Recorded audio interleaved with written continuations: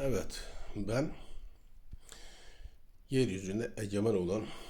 din anlayışlarının, buna İslam din anlayışı da dahildir, insanların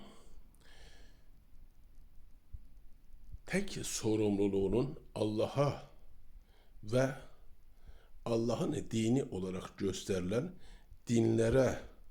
karşı olduğunu insanlara anlatarak insanların buna inanmasını sağlamaya çalışarak aslında insanların kendisine karşı,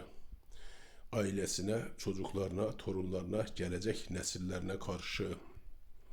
ülkesine, milletine karşı, yurduna karşı, doğaya karşı ve diğer tüm canlılara karşı sorumluluklarının farkına varmasına, sorumluluklarını hakkıyla yerine getirme gayreti içerisinde olmasına engel teşkil ettiğini düşünüyorum.